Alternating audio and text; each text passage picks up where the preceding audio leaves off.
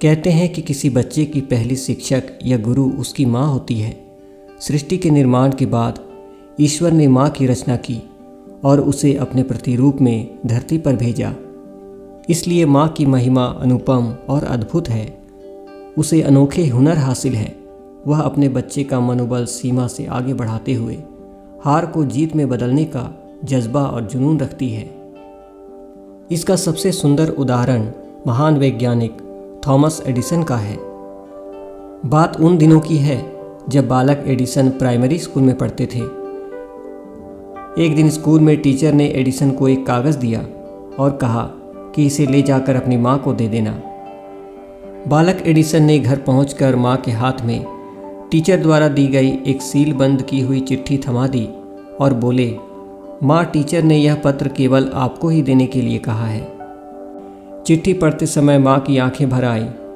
बालक एडिसन ने अपनी माँ से पूछा कि माँ, ऐसा क्या लिखा है इस चिट्ठी में कि आप रो रही हैं। इस पर माँ ने कहा कि यह तो खुशी के आंसू हैं। इसमें लिखा है कि आपका बेटा बहुत होशियार है और हमारा स्कूल निचले स्तर का है। यहाँ टीचर भी बहुत शिक्षित नहीं है, इसलिए हम इसे नहीं पढ़ा सकते। इसे अब आप स्वयं पढ़ाएं। एडिसन भी इस बात से खुश हुए और घर पर ही माँ से पढ़ना और सीखना शुरू कर दिया। कई वर्षों बाद एडिसन की माँ का देहांत हो गया, मगर तब तक एडिसन प्रसिद्ध वैज्ञानिक बन चुके थे और उन्होंने फोनोग्राफ और इलेक्ट्रिक बल्ब जैसे कई महान आविष्कार कर दिए थे। एक दिन फुर्सत के क्षणों में वह अपनी पुरानी यादगार वस्तुओं को देख रहे थे। तभी उन्होंने अलमारी के एक कोने में एक पुराना खत देखा और उत्सुकतावश उसे खोलकर पढ़ने लगे। यह वही खत था जो बचपन में एडिसन के शिक्षक ने उन्हें दिया था। उन्हें याद था कि कैसे स्कूल में ही उन्हें अत्यधिक होशियार घोषित कर दिया गया था। मगर पत्र पढ़कर एडिसन अचंभे में पड़ गए। उस पत्र में लिखा था, आपका बच्चा बौद्धिक तौर पर काफ़ी कमज़ोर है, इसलिए उसे अब स्कूल न भेजें।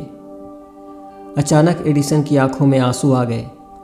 वह घंटों रोते रहे और फिर अपनी डायरी में लिखा, एक महान माँ ने बौद्धिक तौर पर काफ़ी कमज़ोर बच्चे को सदी का महान वैज्ञानिक बना दिया। दोस्तों, एडिसन मानसिक रूप से एक असंतुलित बालक था।